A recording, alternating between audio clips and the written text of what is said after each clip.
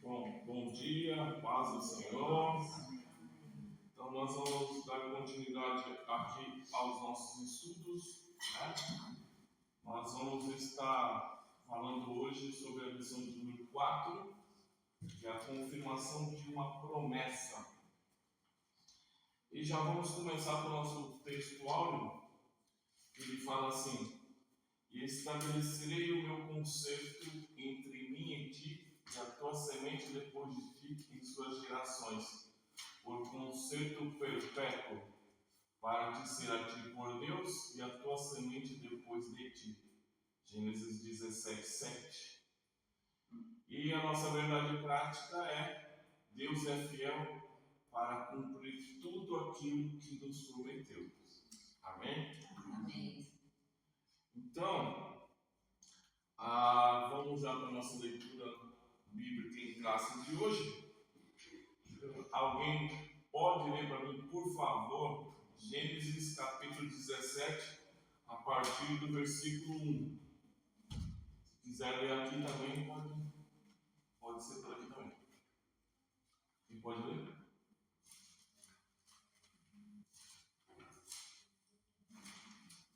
Sendo, pois, Abrão da idade de 99 anos, apareceu o Senhor a Abrão e disse: Eu sou o Deus Todo-Poderoso, anda em minha presença e ser perfeito, e porei o meu concerto entre mim e te multiplicarei grandissimamente.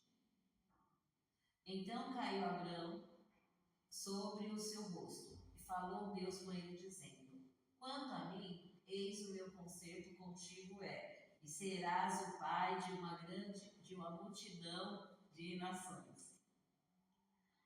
E não se chamará mais o teu nome Abrão, mas Abraão será o teu nome, porque por pai da multidão de nações te tenho posto. E te farei frutificar grandissimamente, e de ti farei nações, e reis sairão de ti. Estabelecerei o meu concerto entre mim e ti, e a tua semente depois de ti em suas gerações, por concerto perpétuo, para te ser a ti por Deus e a tua semente depois de ti. E te darei a ti a sua semente depois de ti a terra de tuas peregrinações, toda a terra de Canaã em perpétua possessão, e ser-lhe-eis o seu Deus. Disse mais Deus a Abraão: Tu, porém, guardarás o meu concerto, tu e a tua semente depois de ti nas suas gerações. Obrigado. Bom, é a nossa leitura bíblica de hoje. Aqui nós temos os objetivos da lição de hoje. Nós vamos passar por todos esses pontos e subpontos da lição. Então, no primeiro ponto, vai mostrar que Deus ele mudou o nome de Abrão, né, e de Sarai. O segundo ponto, ele vai apresentar a confirmação do concerto de Deus com Abraão. E no terceiro ponto, nós vamos ver que ele vai explicar o pacto perpétuo da circuncisão. Então já vamos para a nossa introdução aqui da lição. Aqui na introdução da lição, ela vai dizer que Deus prometeu e reafirmou, conforme Gênesis 17:6, que foi o texto que nós já lemos hoje, que vai falar assim: E de ti te farei frutificar grandissimamente, e de ti farei nações, e reis sairão de ti. Ou seja, Deus prometeu e reafirmou que Abraão seria pai da multidão de nações. Só que o detalhe é que ele já estava com 99 anos e a esposa dele, Sara, estava com 99 anos ainda por cima, estéril. Então, quando a gente lê o capítulo 17 de Gênesis, nós já percebemos algo muito profundo. Deus está confirmando uma promessa que, humanamente falando, já não havia nem mais esperança, era algo impossível, humanamente falando. Abraão estava com 99 anos, Sara era estéril, e já tinha passado o tempo de dar a luz. E ainda assim vem o Senhor e reafirma a promessa que havia feito anos atrás para eles. Isso nos ensina que Deus, Ele não trabalha preso às nossas limitações humanas, ao relógio humano. O tempo de Deus, ele é perfeito, ele não é nem adiantado, nem atrasado. O que para nós pode parecer algo que está demorando, né, muitas vezes é Deus nos preparando. Então Deus, ele não se esquece da sua promessa. Ele não perde o controle da história, ele não depende das nossas limitações humanas ou das possibilidades humanas para ele realizar aquilo que ele prometeu e determinou. E aqui nós já aprendemos uma grande lição. Antes de Deus ele mudar as circunstâncias, ele trabalha a identidade. Ele não mexe apenas no que está fora, ele trata aquilo que está dentro aqui. Antes de transformar o cenário, Deus transforma o coração. Antes de ele entregar o cumprimento da promessa, ele prepara a pessoa que vai receber esta promessa. Então, nessa lição de hoje, nós vamos aprender que Deus, ele confirma as suas promessas. Ele muda nomes no sentido de que ele dá uma nova identidade, novo destino e propósitos que a gente não tinha antes. Então, nós vamos ver também que Deus ele estabelece pactos, alianças e ele exige um compromisso com ele. Então, eu peguei aqui umas perguntas aqui para nós refletirmos.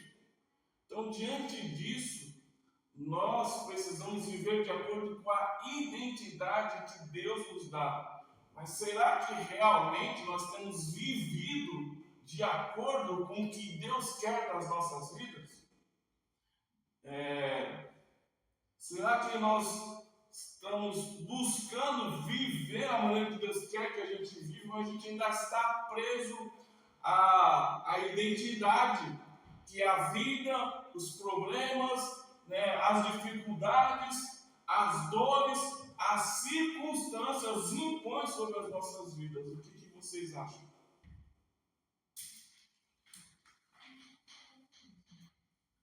Alguém quer comentar? A gente está vivendo como Deus quer, ou as circunstâncias estão empurrando nós para a gente viver como as circunstâncias colocam, porque a gente é chamado para viver segundo o que Deus nos manda viver. Mas muitas vezes as circunstâncias que acontecem acabam nos empurrando para outro caminho, né? Difícil. Vocês concordam com isso? Sim. Então vamos para o primeiro ponto aqui da lição, que é o seguinte: Deus muda o nome de Abraão e de Sarai. E o primeiro subponto é o novo nome de Abraão, né? Então nós vamos começar com Abraão.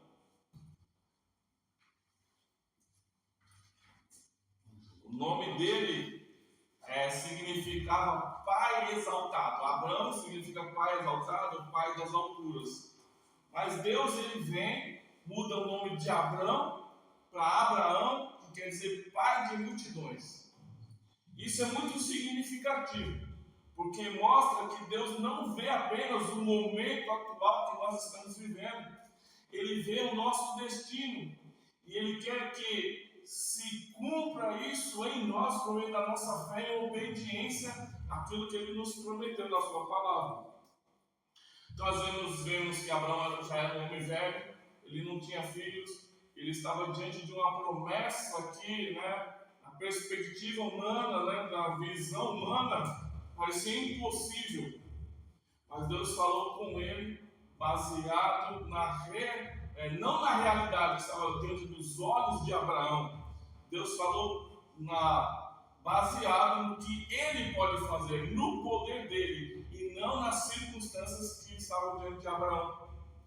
Isso nos ensina que Deus ele não chama as pessoas apenas pelo que elas são hoje, mas pelo que ele olha para elas e vê nelas o que ele quer realizar nelas e através delas, né?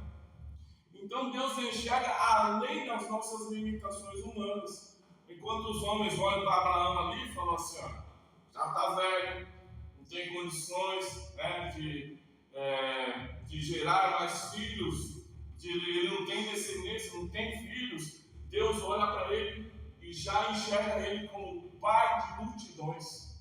Então ele muda o nome de Abraão para pai de multidões, mesmo antes de ter filhos.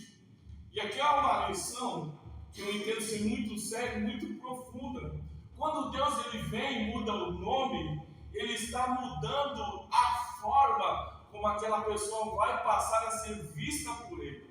Então o novo nome, ele mostra, ele expõe ali uma nova identidade. Ele mostra para Abraão que ele tem um novo propósito e um novo futuro para a vida dele, diferente do que ele podia ver ou enxergar olhando para a situação atual dele. Então, na cultura bíblica, mais especificamente no Antigo Testamento, muitos fatores influenciavam ali a escolha de um nome. A vontade de Deus, as circunstâncias, né, do nascimento ou as características físicas do bebê.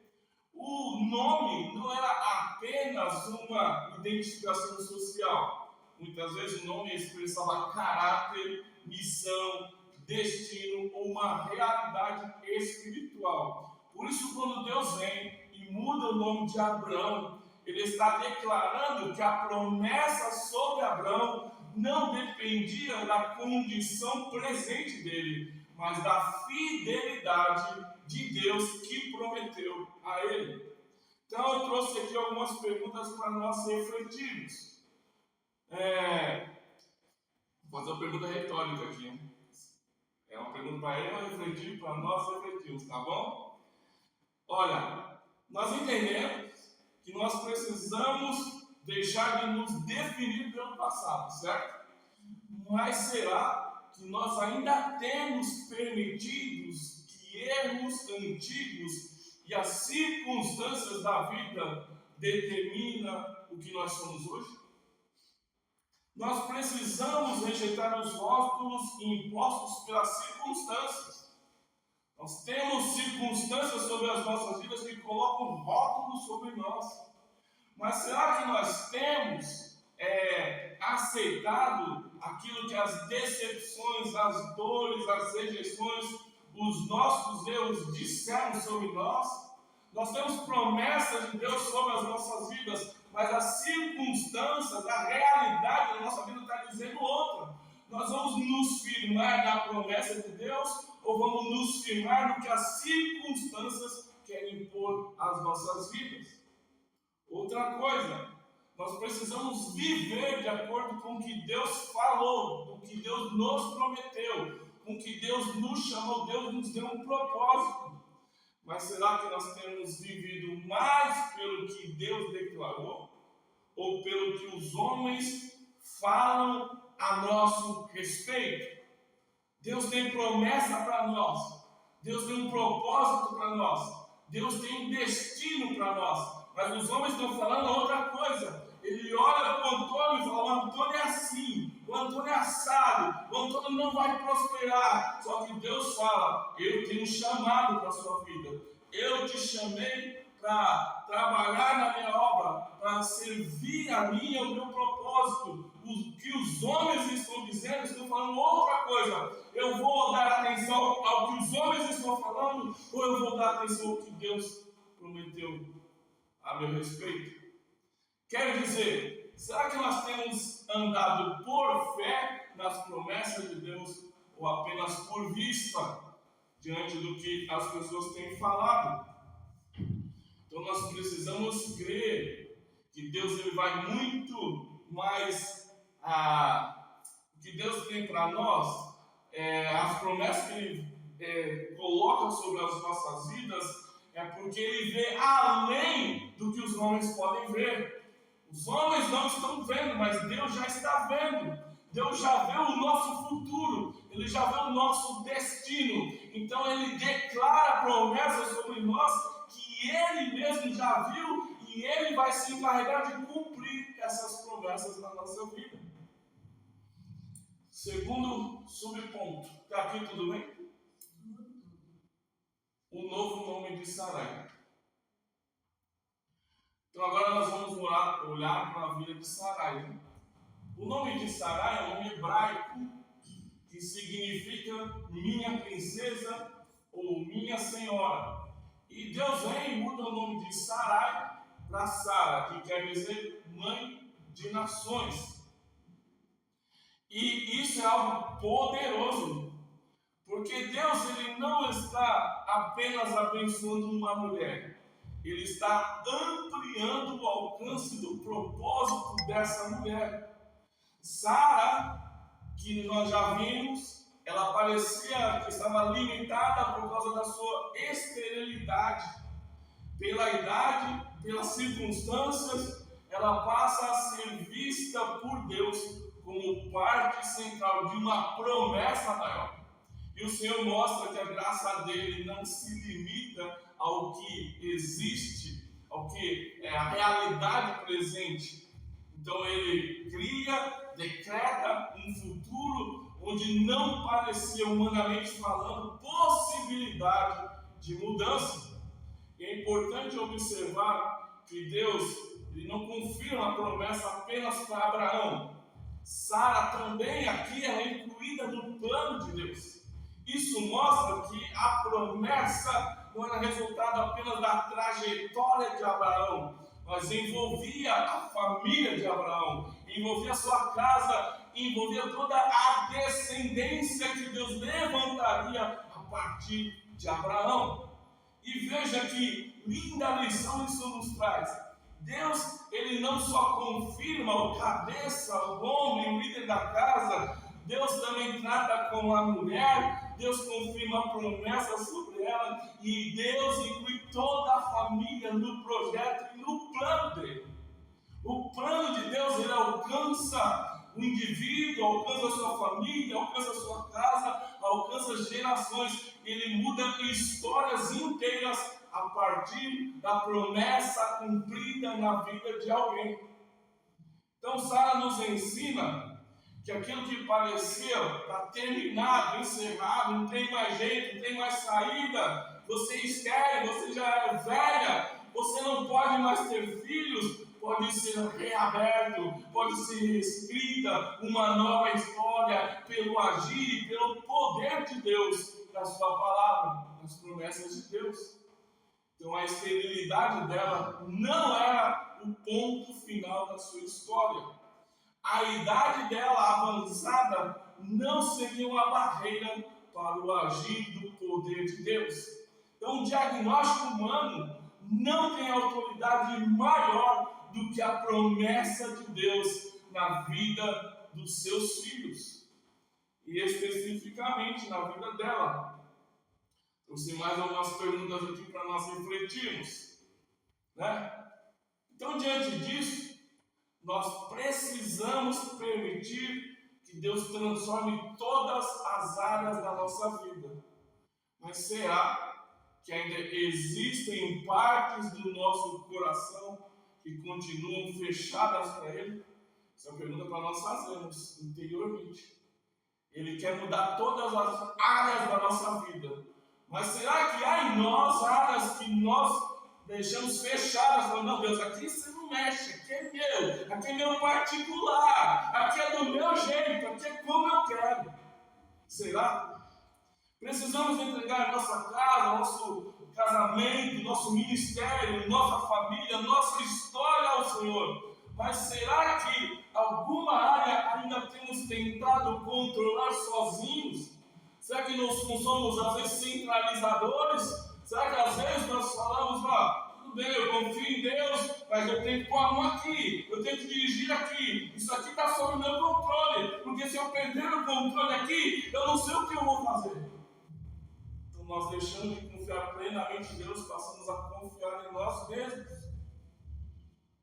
Precisamos perceber que Deus pode ampliar o nosso propósito.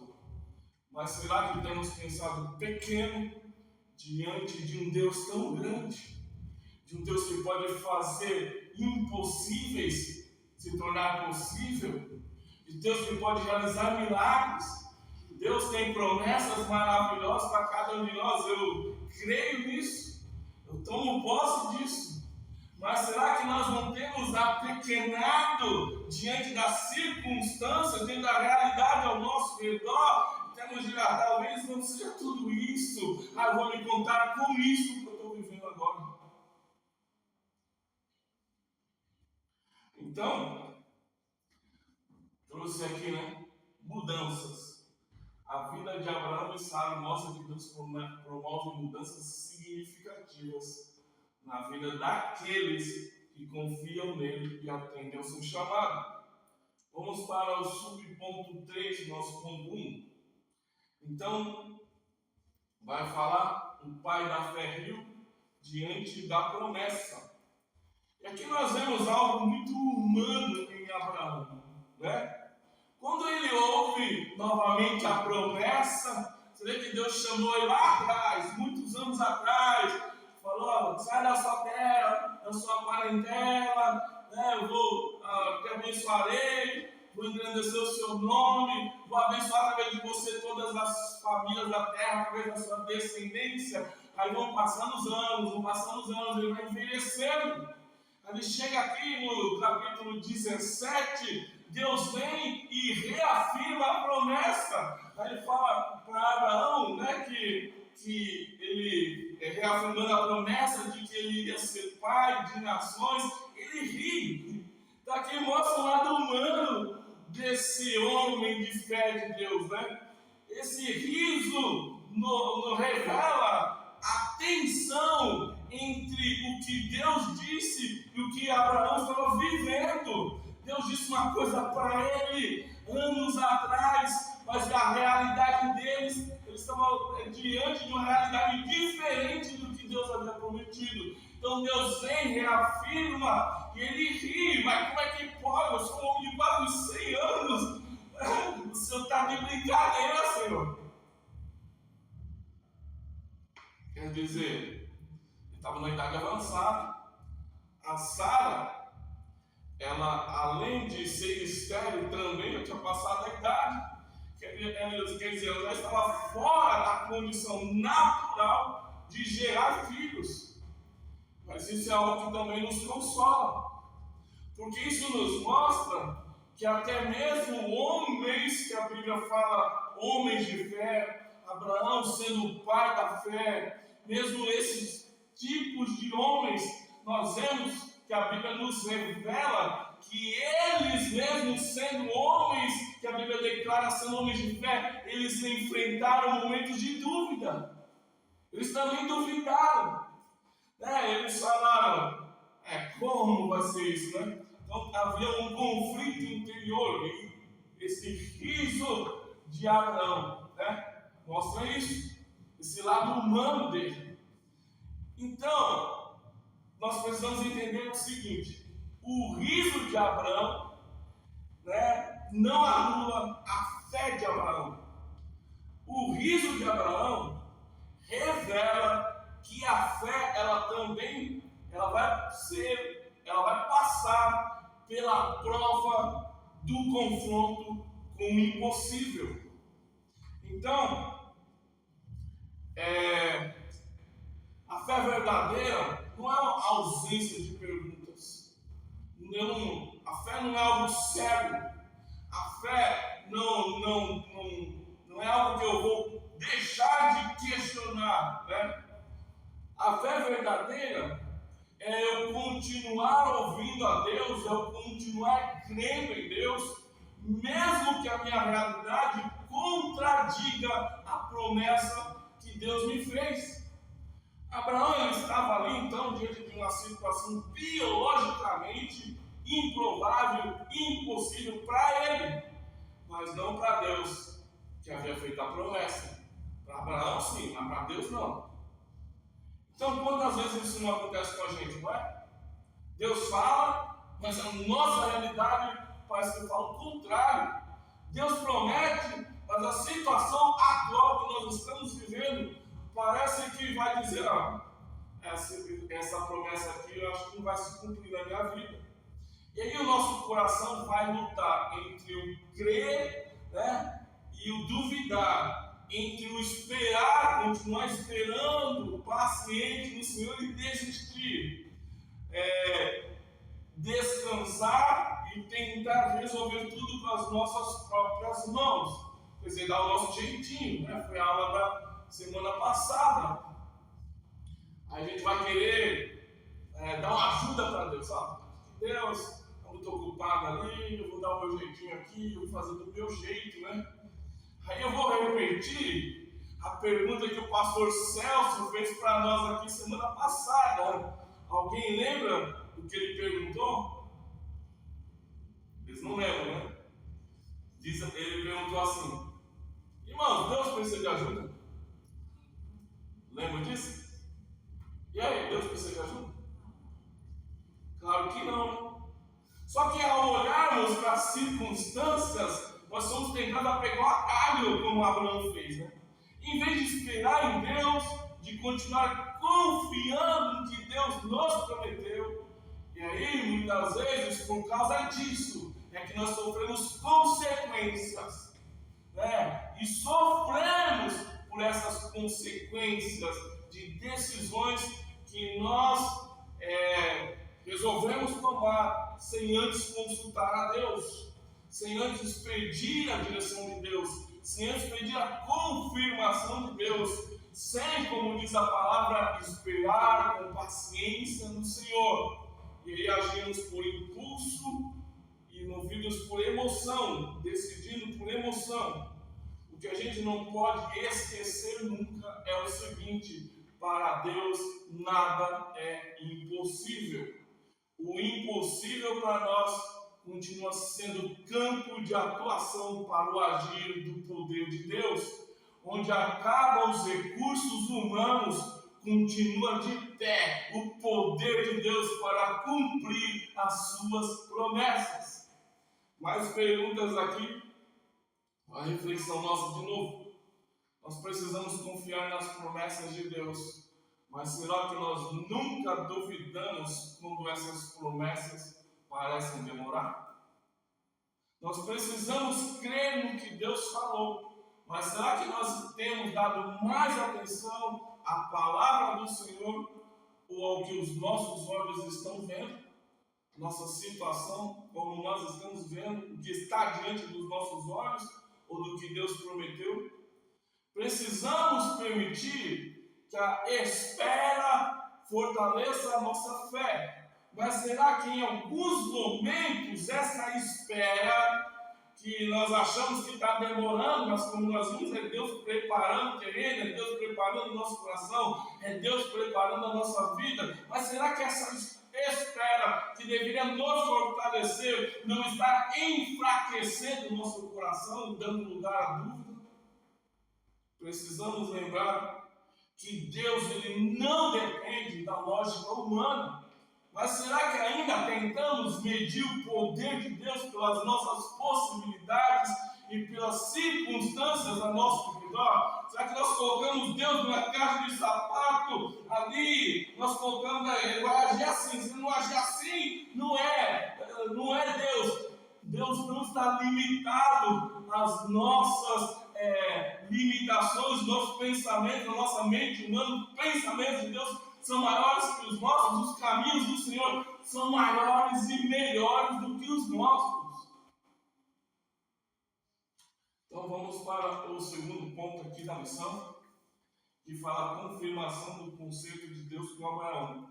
Primeiro subponto: o chamado de Deus a Abraão foi especial. Agora nós entramos no tema do concerto. Deus não apenas falou com Abraão, Abraão, né? Deus selou com ele um concerto, um pacto.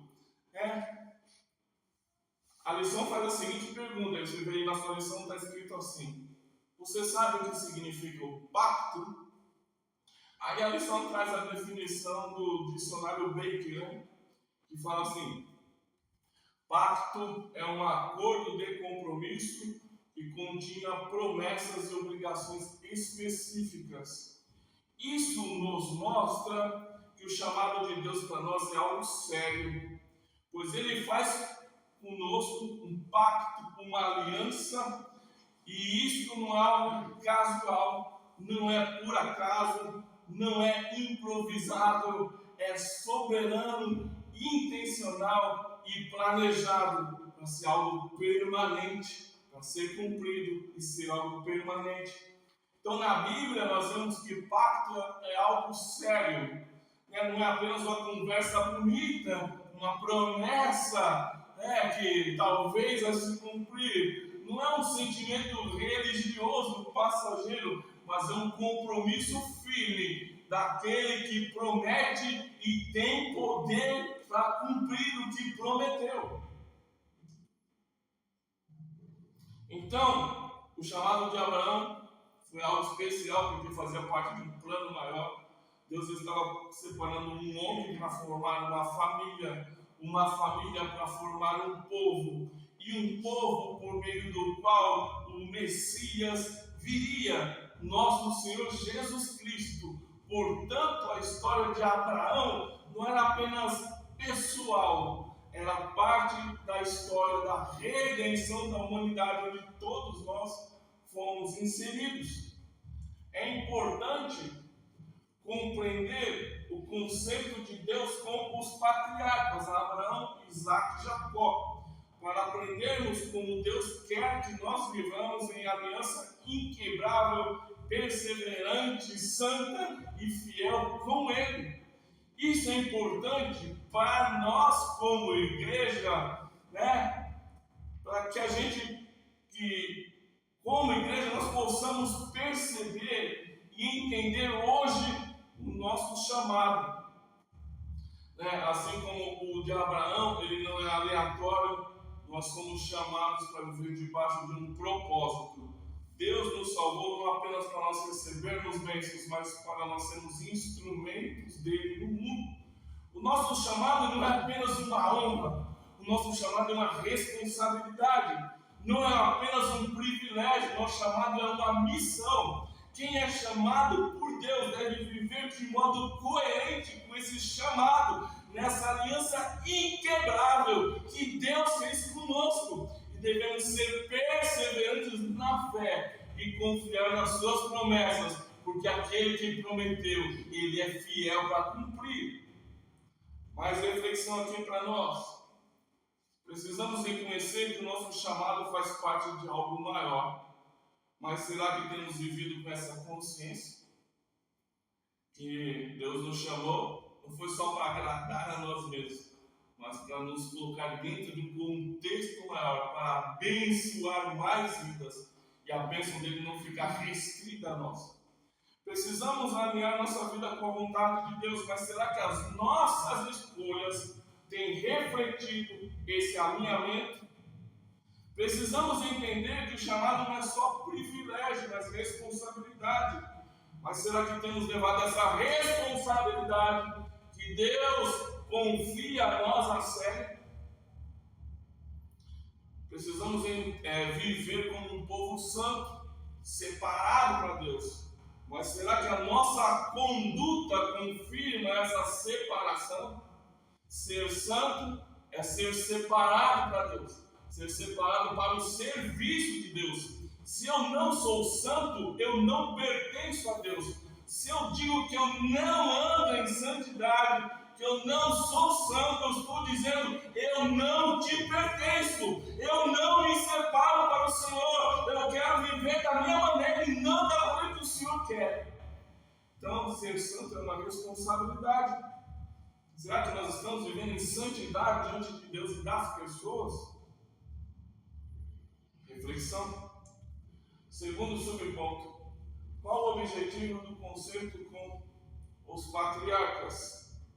Então, o objetivo do concerto de Deus com Abraão não era simplesmente formar uma família grande, O plano de Deus era muito maior. Era trazer a partir de Abraão, a partir dessa família, a partir dessa nação, abençoar todas as famílias da terra. Então, Deus chamou Abraão, formou o povo de Israel, deu identidade a esse povo, mas tudo isso vai apontar para algo maior. Israel foi chamado para ser luz. A promessa, então, era uma promessa missionária desde o começo. Não era para Israel ficar fechada nela mesma como nação. Deus nunca quis uma bênção fechada para um único povo, para uma única nação. A graça dele sempre teve como objetivo um alcance universal. Desde o começo, ele prometeu para Abraão: através da tua descendência, ele iria abençoar todas as famílias da terra. Ele nunca planejou ter um povo exclusivo, mas é que a partir deste povo, este povo abençoasse todas as famílias da terra. Então, desde o Gênesis, nós vemos que o plano de Deus não termina em Abraão, mas passa por Abraão. O Senhor diz que nele seriam benditas todas as famílias da terra. Isso aponta para Cristo, o descendente prometido, por meio de quem a salvação alcançaria judeus e gentios, quer dizer, todas as nações. É que nós precisamos parar e pensar. Muitas vezes nós olhamos para a promessa, pensando apenas no nosso benefício, mas Deus, ele nos dá a promessa sempre pensando em algo maior. Ele abençoa uma pessoa, mas quer, por meio dessa pessoa, alcançar outras pessoas. E muitas outras pessoas. Ele levanta alguém para, através desse alguém, através de mim, através de você, que se coloca ao serviço de Deus, que atende ao chamado de Deus, para que Deus, ele possa, nós possamos atender ao desejo dele de tocar em famílias, em comunidades e em gerações. Então a bênção de Deus nunca deve terminar em nós. Somos abençoados para abençoar. Recebemos graça para manifestar graça. Fomos alcançados para sermos instrumentos para alcançar mais vidas. Então, mais perguntas aqui para refletirmos. Hoje estamos cheios de reflexão aqui. Precisamos enxergar além do imediato nas promessas de Deus. Mas será que temos pensado apenas nas nossas necessidades do momento? Precisamos buscar não só solução pessoal, mas participação no propósito de Deus. Porém, será que as nossas orações refletem isso? Ou nós estamos buscando só os nossos próprios interesses? Precisamos entender que Deus quer fazer de nós instrumentos de bênção. Mas será que nós temos vivido apenas como receptores e não como canais de Deus para abençoar mais vidas? Estamos só querendo, venha a nós, o vosso reino. Vamos correr aqui. Subponto 3, o conserto e as promessas. Deus também deu a Abraão promessas concretas: proteção, descendência e herança. Ele seria escudo, galardão, pai de muitos e herdeiro da terra de Canaã. Essas promessas, elas mostram o cuidado de Deus em todas as áreas. Então o Senhor, ele se apresenta como protetor, sustentador e garantidor do futuro de Abraão. Deus, ele não apenas promete, ele se compromete com aquilo que ele promete. Mas quando nós olhamos para isso à luz do Novo Testamento, nós entendemos que a maior promessa não é apenas material. A maior promessa é a salvação. Em Cristo, Deus nos deu algo muito maior do que terra, filhos ou patrimônio. Em Cristo, nós temos a vida eterna. Então, observação aqui, pacto e promessa. Deus também tem um pacto conosco em Cristo, cuja maior promessa é a salvação da nossa alma. A vida eterna é o maior bem que uma pessoa pode receber, sendo necessário perseverar em Cristo até a morte. Isso não significa que Deus não cuide também das nossas necessidades terrenas. Ele cuida sim. Ele ama cuidar sim. Ele ama cuidar dos seus filhos. Mas significa que a nossa fé não pode estar limitada a bênçãos temporais, terrenas e passageiras. A maior riqueza do crente, do cristão, é pertencer a Deus. A nossa maior herança é a nossa salvação em Cristo. A nossa maior segurança é saber que Deus é fiel. Então precisamos aprender a valorizar as promessas de Deus com discernimento espiritual. Há promessas que tocam o nosso presente, mas há promessas que sustentam a nossa eternidade. Refletir mais um pouco. Precisamos confiar que Deus cumpre tudo que Ele promete. Mas será que a nossa ansiedade não revela que ainda duvidamos da fidelidade dele? Precisamos descansar nas promessas de Deus. Mas será que temos vivido mais inquietos do que confiantes? Precisamos valorizar a salvação eterna acima das bênçãos temporais. Mas será que não temos dado mais peso em nossa vida aquilo que é temporal e passageiro? Precisamos lembrar que Deus, Ele é o nosso maior galardão. Mas será que temos buscado mais dádivas, mais bênçãos do que o próprio Deus? Então vamos para o último ponto da lição aqui. Vai falar do pacto perpétuo da circuncisão. Subponto 1, todo macho será circuncidado. Na renovação do conceito de Deus com Abraão, ele incluiu o pacto da circuncisão. Ou seja, agora Deus faz um pacto com o seu povo, né? Ele dá um sinal visível desse pacto, que é a circuncisão. Esse sinal visível mostrava que aquele povo pertencia ao Senhor. Quer dizer, era um sinal exterior, feito no corpo, mas que apontava para uma verdade espiritual interior. Quer dizer, a marca era no corpo, mas a realidade precisava estar no coração. Isso é muito importante, porque Deus, Ele nunca quis apenas símbolos vazios. Ele sempre quis um povo separado, comprometido e identificado com Ele. A circuncisão era uma marca física que mostrava pertencimento. Era uma forma de dizer: nós temos essa marca, então nós pertencemos ao Senhor. Aquele sinal distinguia o povo da aliança e lembrava que este povo não pertencia mais a si mesmos, mas pertencia a Deus que os havia chamado. Contudo, é importante nós compreendermos que o sinal externo deveria compreender uma vida de obediência. Um símbolo sem compromisso se torna apenas aparência. Deus não se agrada de religiosidade sem entrega, de marca sem transformação interior.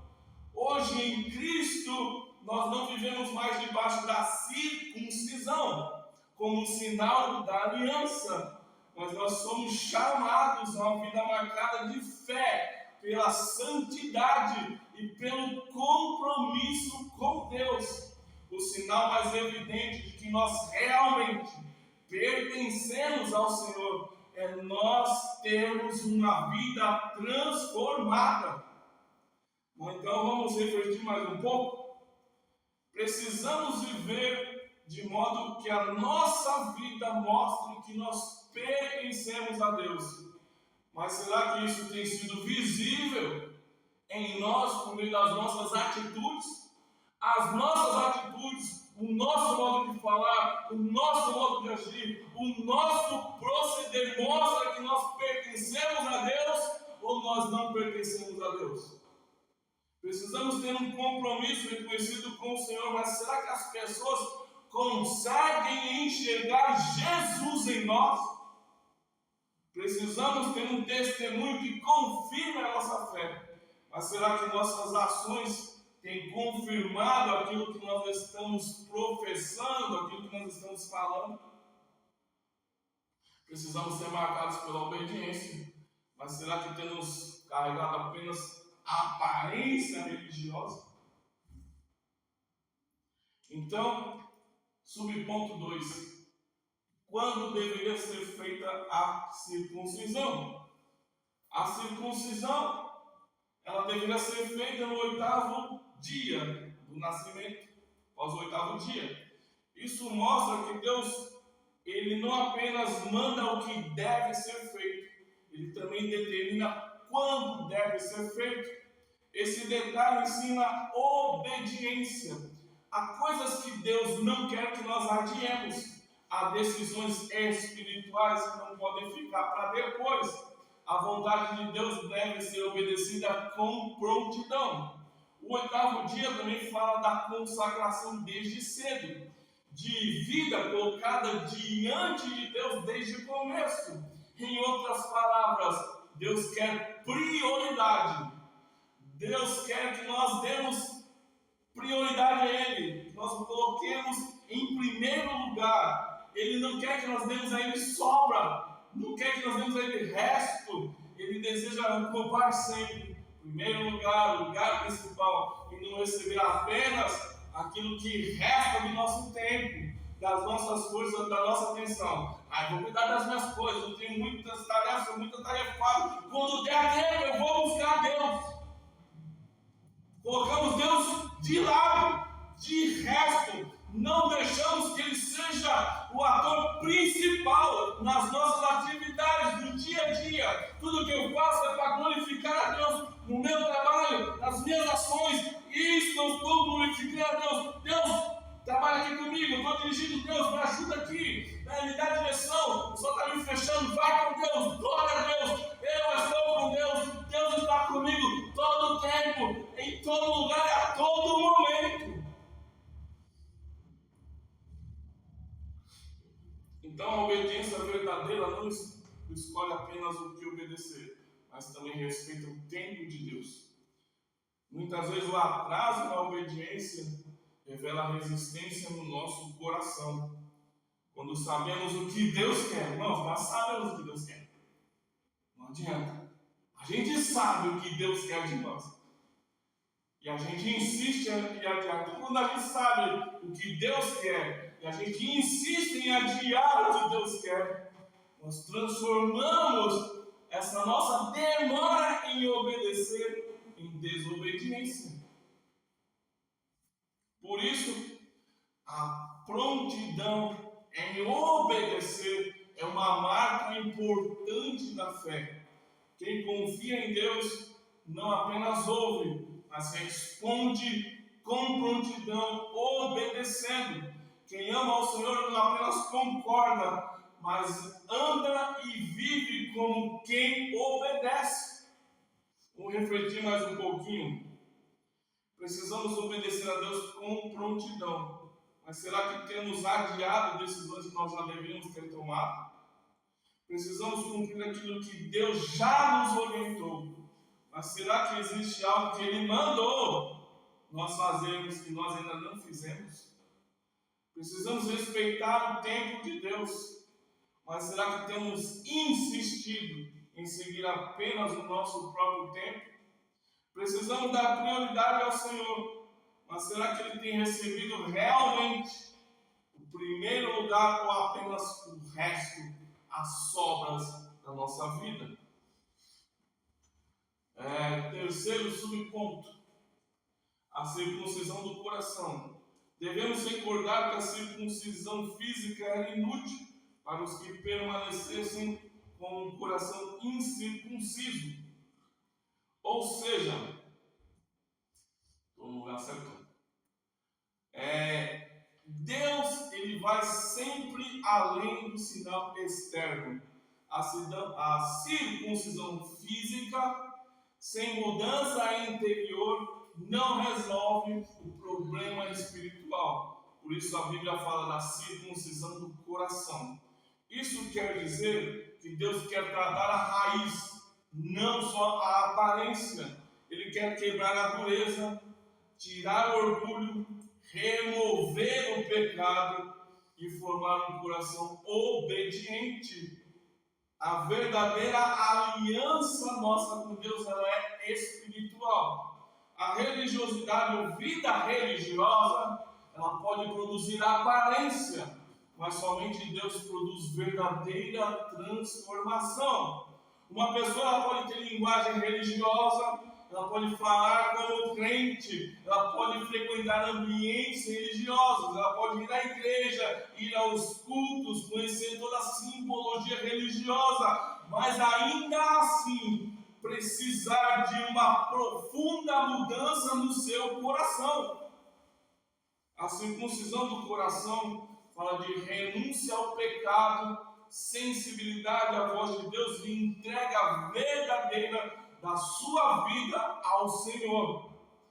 Quando o interior é tratado pelo Senhor, quando a vida externa ela passa a refletir essa transformação que é operada em nós pelo Espírito Santo.